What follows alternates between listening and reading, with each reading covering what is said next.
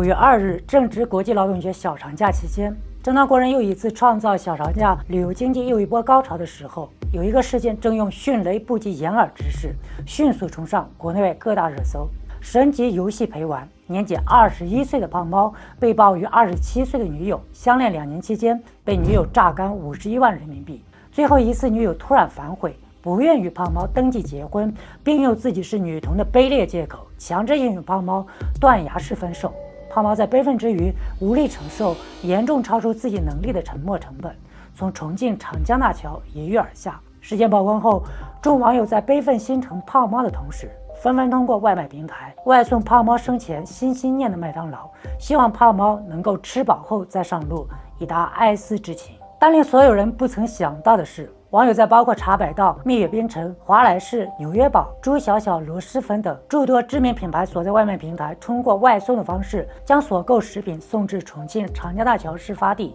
以示悼念。但很快，事发地现场的网友发现，上述品牌的外卖里出现大量的空盒包装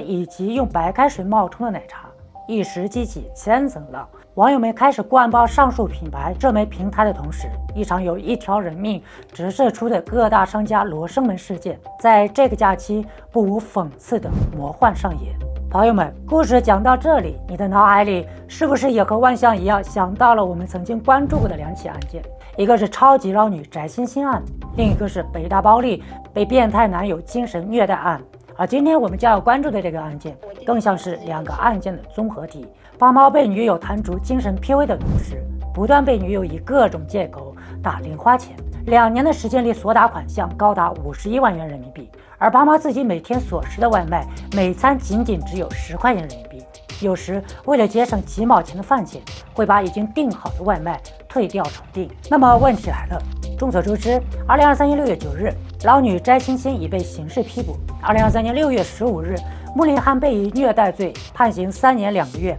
那么本案的当事女主谭竹在法律上是否需要负相应的法律责任？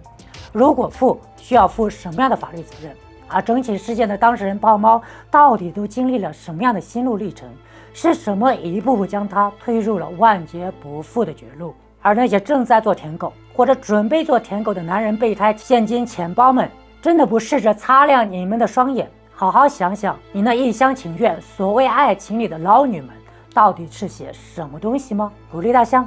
马上开始。跟我们见面了，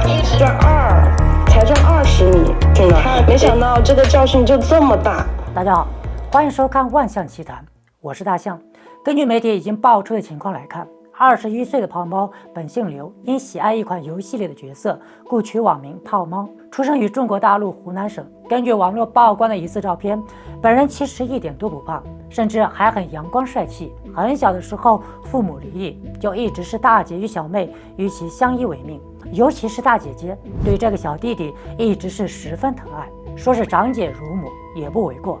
胖猫虽然在贫困的家庭环境中长大，没能完成高等学业，但其在游戏方面的天赋却十分明显。有业内高手精确计算，如果媒体所报的内容为真，短短2年的时间，胖猫就前后在谭竹的身上花掉了人民币51万元。根据胖猫一单陪练的价格25元人民币计算，那么胖猫就需要总计接单2.5万单，不扣掉平台折成，获利为62.5万元人民币。换句话说，胖猫的游戏技能在业内属顶天水准，胜算率高达90%以上，平均一场游戏20分钟就能搞定。但他在游戏中所花费的时间也高达76.5万分钟，如此夸张的数字远远超过正常陪练的收入与工时。根据胖猫长姐公开的聊天记录显示，当事女主谭竹27岁，重庆人，是胖猫通过语音软件认识的网友，标准的网恋女友。谭某说不喜欢异地恋，要胖猫去重庆，因家中无男孩，需胖猫入赘，可以直接住到谭某的家中。胖猫没有半点犹豫，如数全应，跨越千里，从湖南老家来到陌生的重庆。但和来之前谭某所应不同的是，谭某突然对胖猫说不想那么快同居，就让胖猫到外面自己租房子住，并说好先适应2个月再同居。但是胖猫为了省钱给女友攒下巨额的零花钱，在廉价的出租屋里一住就是半年多。胖猫就这样天天刷单代打游戏，为了省钱，每餐外卖限定在10元左右。从公开的转账记录来看，胖猫很舍得为女友花钱，要520的零花钱直接打过去999元。平时的大节小假，转账的金额都高达数千上万元。就连胖猫从重庆长江大桥一跃而下的前7个小时，胖猫还给谭某转去了66666元，并注明了自愿赠与的字样。胖猫的姐姐说，与谭某在一起2年的时间里，胖猫总共为谭某花去了51万元人民币，而2人只见过2次面，只看过1次电影。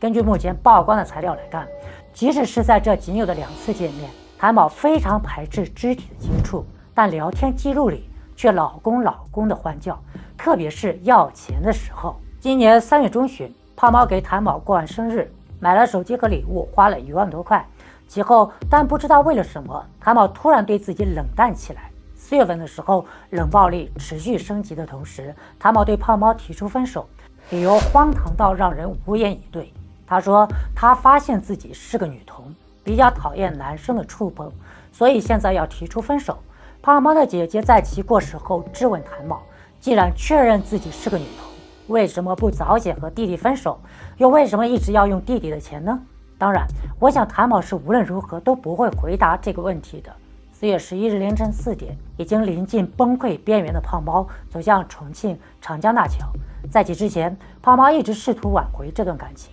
甚至在他一跃而下的前2个小时，也就是当天凌晨2点左右，他给谭某的花店下单了780元的鲜花，并注明不需要派送了。我们不知道谭某是否知道这780-3个数字代表什么意思，但胖猫始终都记得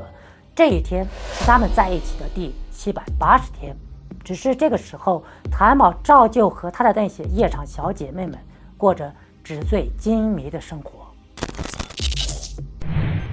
胖猫过世前，他的微信签名一直是我不要吃菜，我要吃麦当劳。这也是为什么当网友们听说事件原委后，纷纷通过外卖平台将购买的汉堡、奶茶等食物送往重庆长江大桥事发地，以示悼念的原因了。根据现场网友爆料，有多个商家的工作人员得知这些外卖是为悼念胖猫之用，并不会为人食用，故发过去的外卖餐食全部变成了空包。比如华莱士、纽约堡、蜜雪冰城、茶百道，特别是华莱士最为过分，空包数量最多，茶百道就更为鸡贼了，直接搞了一杯冰水发了过去。唯独只有麦当劳时购时发，没有因为这是订给已故胖猫的食物而少发漏发或调换产品。这也让网友们纷纷表示，难怪生前胖猫最想吃的是麦当劳。茶百道得知此事后，立即发布致歉声明，表示经过调查，涉事门店店员听信个别取餐者，其他品牌装的都是空包和白水，所以为了节省时间，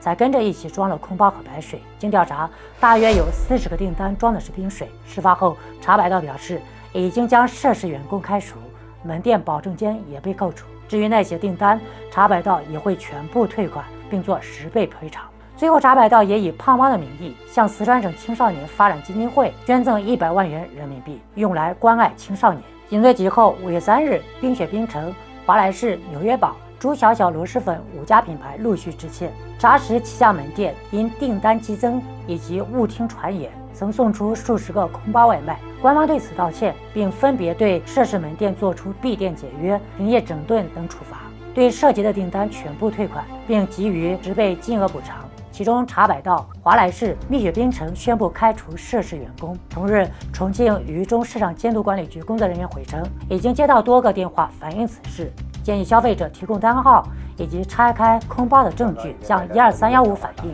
然后分配给辖区的各个市场监督管理所进行核查。市场监督管理局也会继续跟进。总体来看，自5月2日事件开始在全网发酵，5月3日至4日，涉事企业先后发布致歉声明，反应速度和道歉态度还算诚恳。茶百道最为迅速，算是第一个站出来的品牌，但资本市场对茶百道的考验一直未曾停过。从茶百道赴港上市即破发，短短数天蒸发市值约70亿元，到这次胖猫事件的造假被揭发，茶百道需要认真反省。无论是从为股东负责的角度，还是从企业社会责任的角度，如果只是一味的规模扩张，而不从企业管理的本质上下功夫，那么茶百道的股价再次探底也不是什么悬念了。目前来说，被网友骂得最惨的就是华莱士，虽然已经发布致歉声明，但网友们似乎并不买账。为什么消费者真金白银的下单，你们却什么都不发的就送了过去？你们这不是欺诈经营？什么是欺诈？此类的疑问之声还在互联网上持续发酵，若不能及时消除影响，此类品牌恐遭全网抵制。从目前谭宝公开发布的仅有的一篇回应来看，似乎对胖猫姐姐所报之事颇有微词。首先，他否定了姐姐51万之说，仅承认了自2021年11月至2024年11月，除去先前退回的52万2457元，这2年他一共支用了35万元左右。出事后的第2天，也就是4月12日，根据警察的要求，核对了2人的消费记录和转账记录，最后协商退回了13万6千之多。双方觉得合理，并签了和解书。结果他们在收到钱的第2天，就马上反水说给他花了51万，对和解和退回的13万多元只字不提。其次，他否认了自己对胖猫存有 PUA 行为，声称对胖猫的意外也很痛苦。更有网友在其文下留言：“你确认不是害怕吗？不怕夜半3更胖猫来袭吗？”中间谭宝提到，中途我确实分过几次手，分手后就会给我更大的压力，他会做一些更为偏激的事情，然后我每次又复合了。我也有点惧怕这种行为。接着谭宝很唐突的又来了一部爱情宣言，说什么可是我当时真的很喜欢他，我也不愿放弃他，直到最后一次吵架，他说和我没话说了。我一想到未来压力这么大，根本不能好好的去生活，就决定分手，也不愿意复合了，所以才出现了一直没有回信息，因为下定决心分手了。整篇回应没有看到任何歉意，更看不出他所谓的对胖猫的爱到底在哪里。最后还没忘了警告诸如大象这样的自媒体博主，已经存证被告。然而大象我就呵呵一声，是的是的，等你来告。如果不是我们这些视频博主的共同努力，你会出来这么不痛不痒的声明吗？你会不情不愿地退回这13万之多吗？胖毛又为何为了你这个不值得要了自己的性命呢？然而雁过留声，谭小姐似乎已经忘记了自己曾经做过的事情。但是互联网不是没有记忆的，网友们很快扒出，就在胖猫离世后的第5天，4月16日，谭宝的社媒评论区依然欢愉升腾。今晚就来让你见识见识，姐3个小时不带停的厉害。我的粉丝后援会在吗？胖毛离世的第7天，也就是俗称的头七，4月18日，谭宝的社媒签名栏已经改成了美丽的小姐姐和我约会们的字样。眼尖的网友更是在其社媒里发现，就在胖毛离世后不久，谭宝不仅没有丝毫愧疚之意，反而继续 P 图寻找下一个猎物。更有网友扒出谭宝曾在重庆南屏红窜 KTV 做妹妹及妈咪时的照片。讲真，这剧情真比现在的电视剧还要炸裂，不可思议啊！780天的交往，51万元的转账，仅仅2次的见面，只看了1场电影。然而胖猫却搭进去了一条性命。虽然根据谭竹方面的回应，表示已经和胖猫的父亲协商，约定好退还13万元人民币费用，说是出示了与胖猫父亲的对话记录。但胖猫长姐表示，父母离异较早，胖猫基本上与父母十分不亲，父母也不怎么待见他。而且后续也有网友爆料，谭竹所贴出的对话记录有明显的 P 图痕迹，认为谭竹有造假对话记录的可能。但这项指控目前尚未获得胖猫的姐姐以及其他相关人等的证实。根据知名法律博主北京市盈科律师事务所翟振玉律师的分析，建议胖猫家属报警，看看这里面有没有 PUA 的成分，有没有精神虐待、洗脑等。如果有，那就涉嫌虐待罪，有可能被判刑，也有可能涉嫌敲诈勒索罪。可参考北大女生包丽案件，包丽和穆里汉于2017年在北京大学学生会工作时认识，2018年5月确定恋爱关系。在交往过程当中，穆里汉发现包丽不是处女，便以此为借口不断贬低、辱骂、威胁、控制包丽，甚至要求她拍裸照、怀孕后流产、做绝育手术等。包丽在穆里汉的精神控制下，逐渐失去了自我，对穆里汉产生了依赖和恐惧。2019年10月9日，包丽在一家宾馆内服药被穆里汉送医后宣布脑死亡。2020年4月11日，包丽在医院去世。2020年6月10日，穆里汉被警方逮捕，涉嫌虐待罪。2023年6月15日，穆里汉被以虐待罪判刑3年2个月。该案入选中国人民法院10大案件。再参考翟欣欣案，2017年9月 ，A 开发者苏小茂因遭遇骗婚，被前妻翟欣欣所逼，索要人民币1000万元和房产赔偿后身亡。据报道，翟欣欣抓住了苏小茂的2个弱点：一，苏小茂个人有偷税行为；二，微放有网络电话功能是灰色运营。翟欣欣用这2点威胁苏小茂，要让其产品下架、倾家荡产，并索要1000万元以及海南3亚的房子。苏小茂的家人开始是提起民事诉讼，后来报案。2023年6月9日，翟欣欣被逮捕，该案已经移送法院审判，但开庭日期未定。据说翟欣欣已经认罪，有可能被判处10年以上有期徒刑。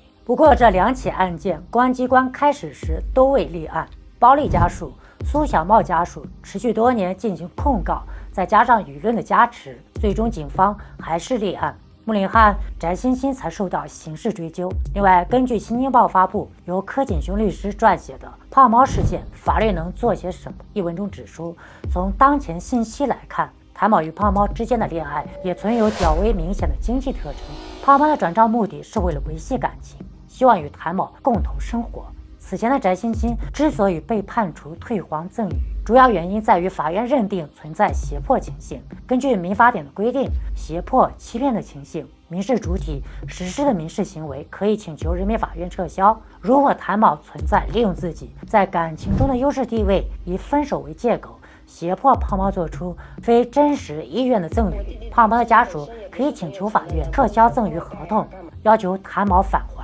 虽然谭某一直否认自己对胖猫存有 PUA 行为，但据胖猫姐姐已经公布的2人对话资料来看，谭某一边对胖猫施以冷暴力的同时，一边巧妙甩锅。在胖猫向其哀求“我求你了，不喜欢直接说好吗”的时候，他顺驴下坡的说道：“如果你不想我们冷静一段时间的话，直接就要分手的话，我尊重你的选择。”我靠，到底是谁在要分手？最为炸裂的是，为了达到顺利甩锅胖猫的目的，他对胖猫谎称自己是女同，喜欢女生碰触自己的身体，反而比较讨厌男生的触碰，承认这是我的错，但希望与胖猫分手。还有很多，大家稍稍看下屏幕上的对话内容，我就不一一叙述了。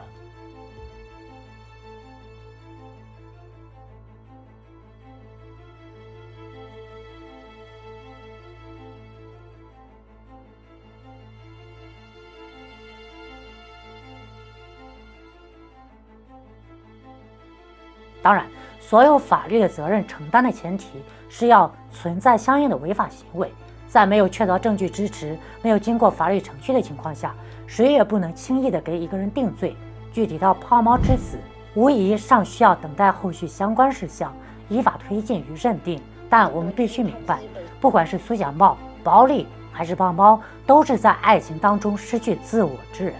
法律或许可以维护他们的权益，却救不回他们的爱情，更挽不回逝去的生命。爱人先爱己，如果能做到这一点，悲剧可能就不会重演了吧。根据目前媒体最新披露的消息，胖猫的姐姐表示，弟弟已经在重庆火化。5月3日晚间，胖猫的姐姐在直播间一再呼吁不要送礼物，屏幕全部花了，看不到你们说的话了。我也不希望大家说我借弟弟的事来收礼物。短短20分钟，观看人数超过10万人，因打赏人数太多，整个屏幕持续被刷礼物的特效遮挡。期间有网友质疑，你弟弟刚去世，你来直播什么？也有网友建议先下播，重新设置之后再开。可可睡不着连续2次下播，关闭打赏重新开播后，在线人数很快又飙升到10万人。对于空包外卖事件，可可睡不着几次呼吁，表示感谢热心网友对弟弟的喜爱，但希望大家不要再往大桥送外卖了，怕会影响交通。他还提到一家与涉事女方同名的花店被网友骚扰，不要再去，涉事的花店已经被转手，已经重新出租了，也还有很多账号在冒充弟弟，希望大家注意甄别。胖猫的姐姐声明，女方一直拒绝见面，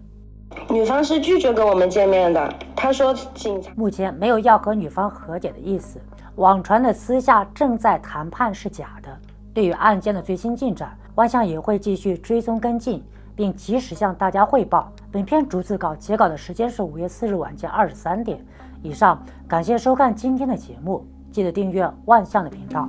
平安。